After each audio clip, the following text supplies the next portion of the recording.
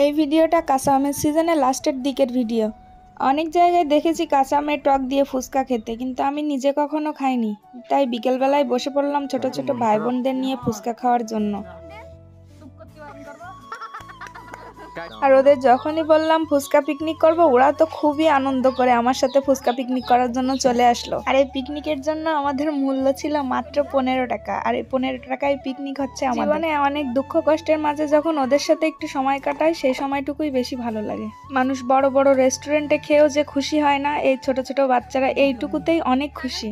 আর আমারও ওদের খুশি দেখতে অনেক ভালো লাগে। তা কথা না বাড়িয়ে এবার ভিডিওতে চলে যাই। আমি প্রথমে আমগুলো ছোট ছোট করে কেটে নিয়ে সেটা ব্লেন্ডারে ব্লেন্ড করে নিয়েছি। তারপরে তাতে একটু পানি দিলাম আর অল্প কিছু পাকা তেঁতুল, বিট মশলা, লেবুর রস আর চটপটি মশলা দিয়ে আমি টকটা তৈরি করে নিলাম। আর বাচ্চারাও অনেক উৎসাহ নিয়ে কাজ করছিল। ওরা সিদ্ধ আলুগুলো চুলে রাখছিল যাতে পরবর্তীতে আমার কাজে একটু এগিয়ে যায়। আর এদিকে আমি চুলো ধরায় কড়াই বসিয়ে দিলাম ফুচকাগুলো ভাজার জন্য। আর আমার লামিয়া সোনাও রেডি, সবগুলো একসাথে রাখবে বলে ডালা থালা নিয়ে রেডি হয়ে দাঁড়ায় আছে। আর আমি এদিকে তেল দিয়ে দিলাম। তেল গরম হয়ে গেলে আমি আস্তে আস্তে ফুচকাগুলো সব ভেজে নেব।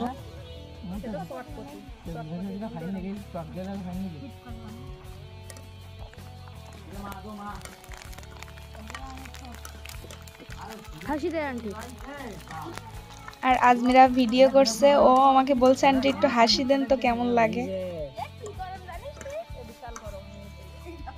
ফুচকা ভাজা হয়ে গেলে আমি এক এক করে ফুচকাগুলো সব উঠাই নিলাম ডালাতে, যাতে তেলগুলো ঝরে যায়। আর এদিকে এবার আমি আলু ভর্তাটা করে নেব। আলু ভর্তা করার জন্য তাতে আমি কিছু কাঁচা ছোলা দিয়েছি, বিট মশলা দিয়েছি, কাঁচা ঝাল, শুকনো ঝাল আর বিট লবণ দিয়ে আমি ভালো করে আলুটা ভর্তা করে নিলাম। তারপর একটা ফুচকাতে আলু ভরে একটু আমের টক দিয়ে আমি লামিয়াকে দিলাম, যে ও খেয়ে কি বলে, কারণ ও অনেকক্ষণ থেকেই অপেক্ষা করছে আমার আন্টির কখন ফুচকা ভাজা হবে আর আমি সবার আগে খাবো।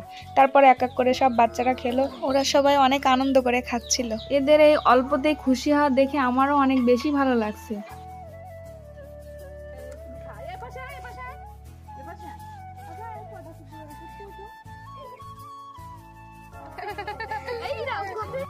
আমাদের ছোটখাটো ফুচকা পিকনিক কেমন হয়েছে অবশ্যই কমেন্ট করে জানাবেন। যদি ভিডিওটা ভালো লাগে একটি লাইক কমেন্ট শেয়ার করে আমার পাশে থাকবেন। পিকনিক শেষ করে এদিকে গাছে তাকিয়ে দেখি অনেকগুলো আম পেকেছে, আমি আমগুলো পারি। ততক্ষণে আপনারা সবাই ভালো থাকবেন, সুস্থ থাকবেন। আল্লাহ হাফেজ।